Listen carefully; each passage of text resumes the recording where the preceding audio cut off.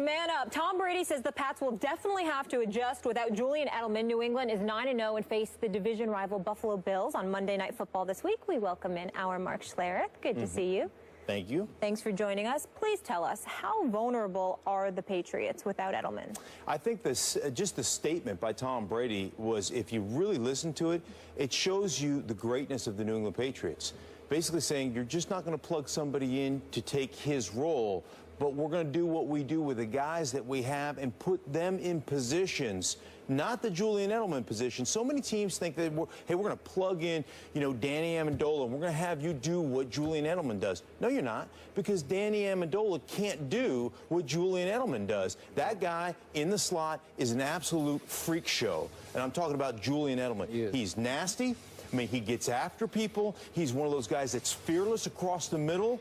There are very few of those guys that that can do that, but it goes to show you the mentality of the New England Patriots. We're not going to ask somebody to come in and be Julian Edelman, because there aren't any Julian Edelmans. What we're going to do is put our guys in the best position based on their skill set to have success. Will there be a drop-off? There's three people on the New England Patriots that you look at, three players that you look at that are irreplaceable.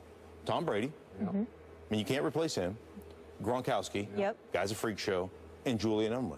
So they have lost a large portion of what they do on the offensive side of the ball as far as keeping the chains moving and staying in front of the chains. Julian Edelman did that, and he got the tough, nasty yards for them. And he was, at the wide receiver position, and you don't say this about very many guys, he is one of those guys that sets a tone for their offensive football team from just a pure nastiness standpoint.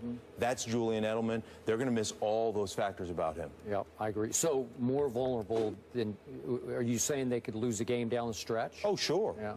Sure. I mean, it's, you look at their ability to stay on schedule, right? What he does in the middle of the football field, that to me is the biggest thing. You've lost a big portion of the staying on schedule of your offense, right? Being in 3rd down and 2, we can live there all day long. We can convert. We've got a myriad of different plays that we can run in 3rd and 2. You're in 3rd and 8 because Julian Edelman isn't across the middle of the ball for you. That's a different story. And when you lose that aspect of your offense, there's very few guys. Like, not everybody is as tough as Julian Edelman. Not everybody is as nasty as Julian Edelman. There are some guys that lack some of that mental toughness to do the things that he does. And I'm not saying they're not tough individuals. You don't play in this league if you're not a tough individual, but they're not the same. They're not cut from the same cloth that Julian Edelman is. That guy is a bad dude now. Okay. Let me say this. Please. First things first, question. Julian Edelman, is he out? How long?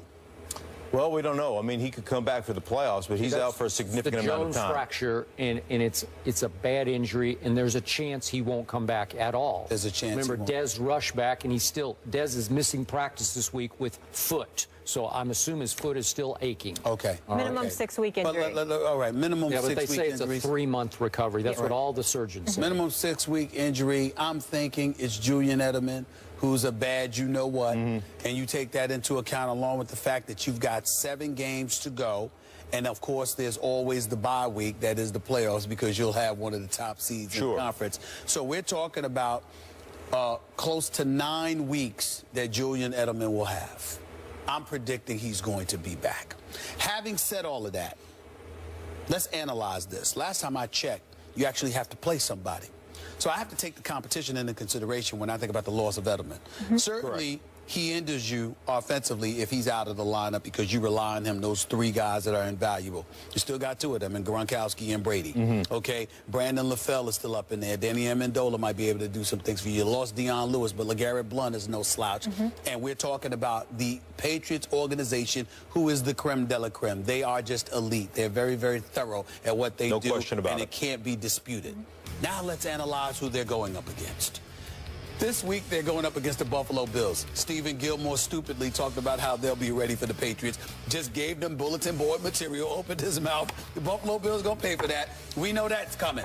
After that, you got the Denver Broncos. Osweiler's your quarterback now, not Peyton Manning. I'm sorry, I don't believe for 1 second that Brock Osweiler is going to beat the New England Patriots. I just don't see it. I don't see it happening. The Philadelphia Eagles. Well, Mark Sanchez might be the quarterback there, or Sam Bradford, not Bradford. I think that's a win. And then we got the Houston Texans. Oh my goodness, I'm so touched. They got Brandon Whedon now. Did you see the news? Did you see the news, Larry? I mean, it's Brandon Whedon now.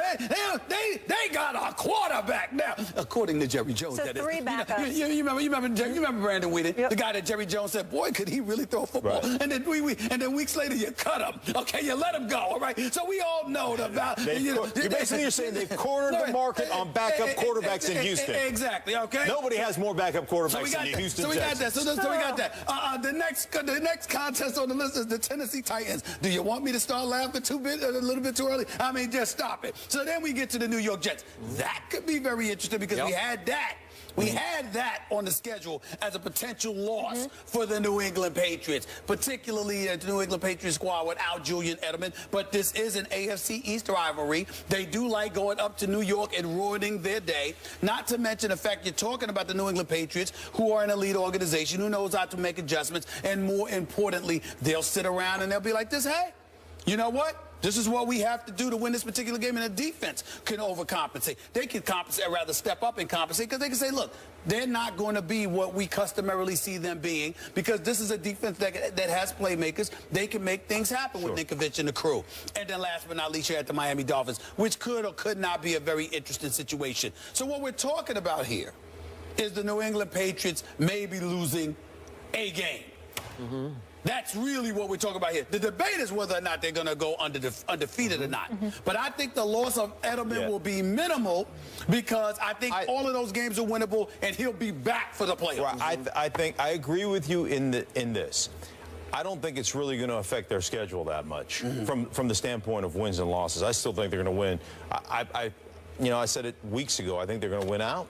But it's certainly. You think they're going to go undefeated? Yeah. Okay. Yeah. Okay. But it certainly hinders that process to some degree. And then, from the standpoint of what kind of chemistry, what do you have coming back when he does, and if he's healthy? So there's some question marks there. They're still, in my mind, the best team in the National Football League.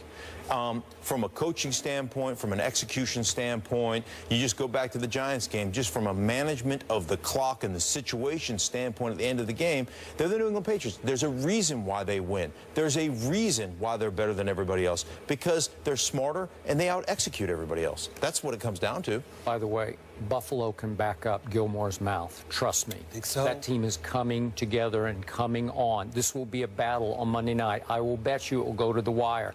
Tyrod put up 32 on New England's defense at Buffalo. I cannot tell you how shocked I am to hear you say that. Well, I actually really thought that once you heard Gilmore opened his mouth.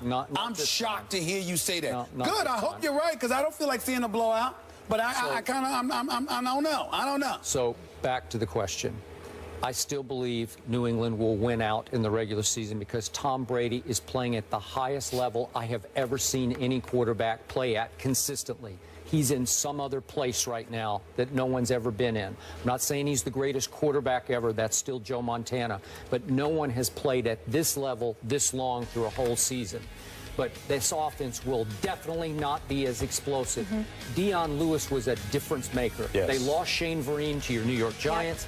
He was a difference maker for them, even in the Super Bowl. Go look at the numbers Shane Vereen put up. This was maybe even beyond Shane Vereen, because Deion was a little quicker, a little more elusive, a little more explosive. That's a huge loss. You already talked about what a freak show Edelman is. That's a huge loss. It took Danny Amendola a long time to earn Tom Brady's trust, because he's not the typical Patriot. He's a little brittle and hasn't played with the guts some of the other that Edelman has played with. But he does have better hands than Edelman. That's the one thing I don't love about Julian. Didn't have great hands.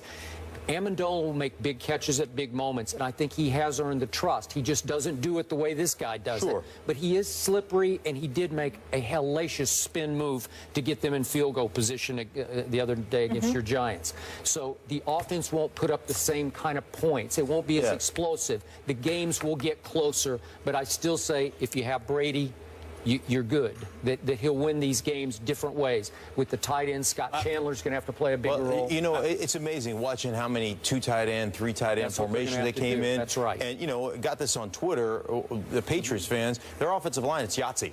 Right? Just throw it out there. 2 or 3 of them are returning, though, right? Well, here was what was supposed to be back. They're last practicing. week. This was one of the most amazing things for me last week. Their backup left tackle gets hurt. They move their backup right tackle to left tackle. 2 weeks ago, yeah. Right, 2 weeks ago. Yeah. They move a tight end into play right tackle for a while. Then they move him out. They take Stork, who started the Super Bowl at the center position, went to right tackle. Now, this is why I say they're smarter than everybody else. Right? Because they put their guys in positions to win. They run the ball away from Stork the first time, and then you know what they do? They throw a 5-step drop with a set cut principle. So they're saying the ball's coming out of Tom Brady's hands. You don't have to hold up for very long. What we want you to do is set and then go cut. I mean, he almost cut this guy in half on the first pass pro. 2.5 seconds, the ball's the first pass pro he's in, and saying we're going to set the tone for you and give you an opportunity, even though you're playing out of position, to have success. It may not be pretty, but you're going to have that opportunity. That's coaching. Last comment. If what you two say about Julian Edelman's value comes to fruition, I believe the Jets beat them on December 27th. They're going to have a real shot. That's the game. I would have said the 29th, but Peyton went down. But I ain't picking Osweiler to beat the if Edelman is what you say he is, and I know you know, I'm telling you right now, I think the Jets have a chance to knock the Jets. The Patriots come in there 14-0. And the Jets knock them off. If they don't throw a bunch of smoke screens on 3rd down and 4 and 4th down and 2 with man coverage, that's true. Right? If they don't do that with the gimpy wide receiver who's got a bad ankle, that's right. When you got a guy whose forehead's made of rebar and concrete and Chris Ivory in the backfield, then maybe you got a chance. That's right. But you can't, you know, you can't continue to make the same stupid mistakes that you made in the game against Buffalo on Thursday night. Fair enough. Let's take it to the streets. Here's what the people had to say. We asked you earlier in the show which undefeated team is more likely to lose their first game this week. The results are in, and I swear we did not fix this. Listen to this. The Panthers, 38.2%, and the Patriots, 38.2%. That's unbelievable. Okay, I was more excited than you guys. Whatever. Mark, thank you so much for being with us. I appreciate Thank you. I'm just celebrating like myself, Johnny Manziel style. Moving on, the NFC West leading Cardinals are flying high in the desert, but do they have the potential to be super? We'll handicap Arizona's chance of playing in February. That's coming up.